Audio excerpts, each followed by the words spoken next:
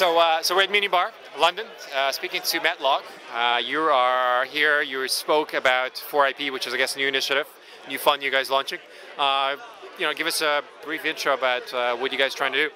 Okay, 4IP is a £50 billion fund for social innovation on the web. Really what Channel 4 is trying to do is say, what kind of talent and what kind of ideas are there out there that can do the kind of things that Channel 4 has been doing on TV for the last 25 years. Right. So represent the diversity of the UK, give people the information they need to change their lives and do something about the issues that they care about. We're really interested in how we would do that in ways that aren't necessarily tied to broadcast television. So Channel 4 is a broadcast organisation. Right, 4IP is really trying to say, well, how do we reinvent ourselves for the next 25 years? How do we actually find the talent, the ideas, the creativity out there, and how can we support it in different ways? Because it's not necessarily about a traditional commissioning model. So at the moment, if we have a talented filmmaker or a talented production company coming to us with an idea, we know how to deal with that. We know that in the future, the digital world is changing broadcasting. I mean, I come from a new media background, not a broadcast background. Worked at the BBC for the last 5 years, now at Channel 4. And I think the public service broadcasters in the UK face this really interesting challenge. I mean, you're being interviewed by new media as we speak. Indeed. Although it looks more like broadcast with a camera. But the interesting challenge is, public service content has for the last 50, 80 years in the UK really played a very important role in the culture of the UK. It's educated, it's informed, it's entertained, the generations of UK citizens. Now that whole ecology and infrastructure is under review. It's a threat really because of the new economics, the new dynamism, the new distribution models of the internet. And so really 4IP is a very bold move by Channel 4 to say, well actually, how can we support ideas in a different way? How can we support them in a way that more suits the conditions, the economics, the dynamics of this new media ecology, this new kind of internet distribution world, the world of MySpace and Bebo and Google, rather than the world of BBC, Channel 4, ITV. And how would you define social innovation on the web? I mean, it's it's kind of fuzzy, so I'm sure you don't have clear set lines as well, but maybe give us an example of some of the investments you made and how does that fit into the overall strategy?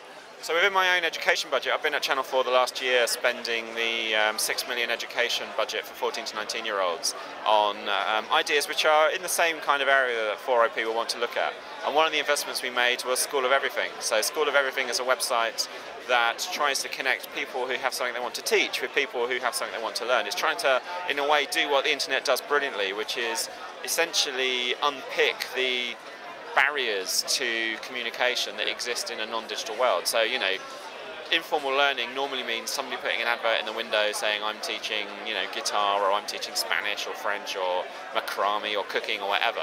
And you would only find out about that if you walked past it. There's a real kind of barrier there. Online, as I've found out time and time again, whether it's eBay or Amazon or iTunes or Napster or, whatever, the web can basically cut the coordination costs of connecting people who want to share the things they're passionate about, whether it's teaching, whether it's kind of, selling, whether it's buying, whatever. The internet basically lowers the contribution cost, the coordination costs of any two people sharing knowledge. That's what Wikipedia is about, and I think School of Everything is absolutely part of that same thing. It's trying to basically make it easier for people who have things they want to share to teach, and it's easier for people who want to learn to find someone who can teach it. So that's a really good example of what I would call social innovation, using the web to make it easier for people to find the information, the contacts, the people that will actually change their lives. So even though there is no mention of TV of any kind or broadcasting, I mean, it's it's completely unrelated to what I guess you would call core Channel 4 business. It falls under that an umbrella, right? So is it a web company? I mean, what are you looking for? I guess it's a mix of you're gonna have some TVs, let's say Intruders TV like companies. You're gonna have some web companies. I mean, it doesn't seem to be really be a boundary beyond just kind of creativity, brand to put on top of it. I think, in a way, the kind of relationship to the broadcast history of Channel 4 is not so much about the platform or the distribution, but about what broadcast has meant for the last 50 to 80 years in UK culture. You know, what broadcast television has done is brought ideas to scale. It's literally taken ideas that were in niches and brought them to the mainstream. So what Channel 4 has done for the last 25 years on telly is understood what it means to scale a view, an opinion, a viewpoint, a talent, a kind of creative idea that would normally have only been seen by a tiny group of people and bring it into the mainstream. That's absolutely what Channel 4 is about, whether it's supporting new comedy talent, supporting investigative journalism, supporting documentary filmmaking. It's about bringing niche views, niche kind of cultures in the UK and bringing it to scale. And that really is what broadcast has done. What broadcast television has done in the last 50 years is mirrored the UK back to itself at a massive scale. I think there's another challenge at scale in the world of social innovation on the web. There's lots of brilliant projects out there, you know, startups, people that have got ideas, and I'm interested in knowing, you know, what's the barriers to scale? What's stopping those ideas from being the next huge meme on the web, the next huge kind of innovation that kind of changes the way that people use the web in the UK? It's not the same barriers. The barriers in broadcast are all about things like licenses, regulations. You know, only so many people can have a terrestrial broadcast license. The barriers on the web are very different. I think the barriers to scale on the web might be about marketing, it might be about awareness, it might be about kind of certain levels of investment. We don't know yet. I think 4OP really is there to try and find out, you know, what are the barriers between brilliant creative talent getting their idea to as many people as possible. And part of the journey of 4OP is experimenting with different forms of investment to find out how we can make a difference, really. And tell me a little bit about those investments. I mean, how much you're looking to, you know, how much you're looking to invest, and what terms, you know, how does someone approach you with an investment idea? How does that work?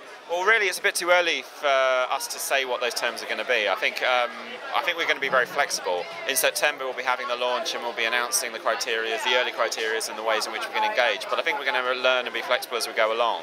Between now, we've got Together 08, which is an event next week in July in Shoreditch, where we're bringing a lot of the people together who we think share those kinds of ideas. And then over summer, what we really want to do is listen to people and do some research.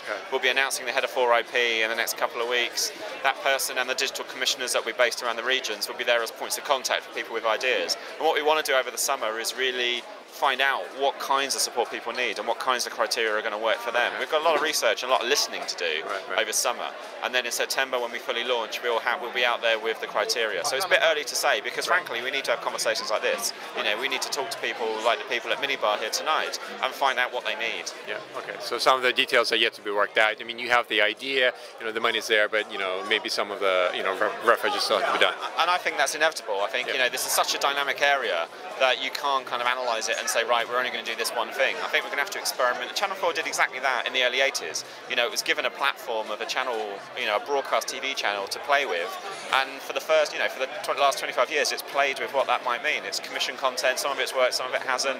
It's had lots of different ways of investing in companies and investing in ideas, and some of that has worked and some of that hasn't. And in a way, 4OP should have that spirit. It should have that spirit of playfulness, of innovation, of dynamism. You know, it shouldn't be scared of trying something, seeing if it works, and then either investing again in it or in cutting and running. You know, it should be very dynamic. Okay. Well, Matt, thank you very much. We're looking forward to seeing, you know, the type of products that come out of 4OP. Thank you very much. Thanks a lot.